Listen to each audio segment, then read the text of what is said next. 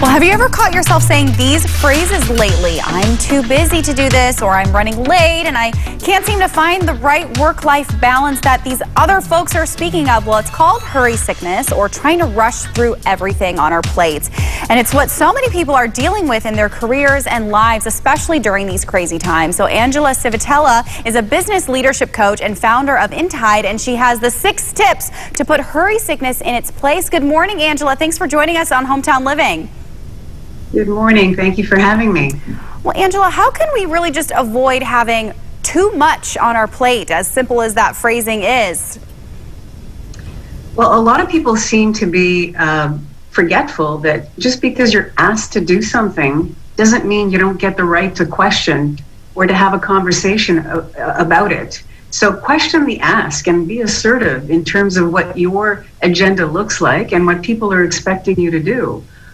Let people in on what your workload looks like, what your work ethic is, and just exactly what's possible and not possible for you to do. It's okay to tell them no, and please wait, or I have to do this first. Have a conversation. It's okay. Nothing's going to happen if you do. Well, so many of us multitask regularly, and do you feel that's really an effective way to get things accomplished? It isn't, and here's the reason, the very important reason why. It challenges your focus. It diminishes actually your ability to be able to focus on a task from the beginning of it to the end of it. So if you switch that around and channel and re-energize your focus, you'll get a lot more done than multitasking and being everywhere and nowhere at the same time. Well, I know a lot of us are spending more time at home and maybe less options to go out and be extra busy, but it's still a challenge to practice slowing down. And how can we feel like we can get more comfortable with that concept? It's as simple as just going out for a 10-minute walk. Since we're all home, do that. I do it.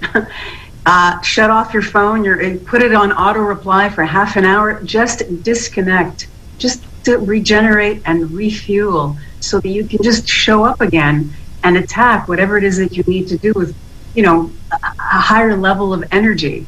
If all you're doing is working, with a low-grade battery, that's what you're going to get. It's not going to you're not going to be able to put out the high level of work and results that are expected of you.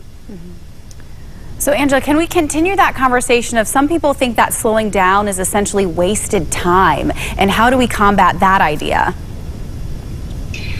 It's not wasted time, because what you're really doing is just rechanneling and refueling you're resetting the needle, essentially.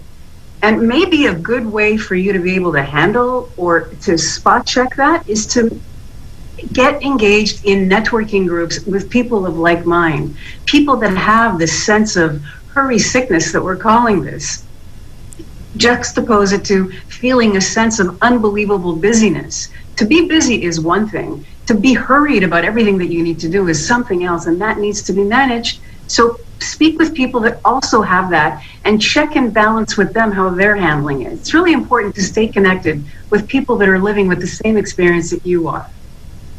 Well, Angela, you've mentioned a couple times about having conversations with other people, and so asking for help may be a difficult practice for some. So how can those individuals make that more of a comfortable idea?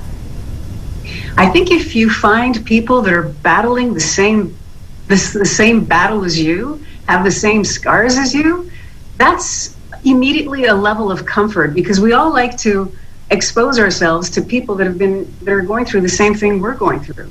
So there are groups out there that can help you. There are groups of people that have gotten together, especially during this pandemic.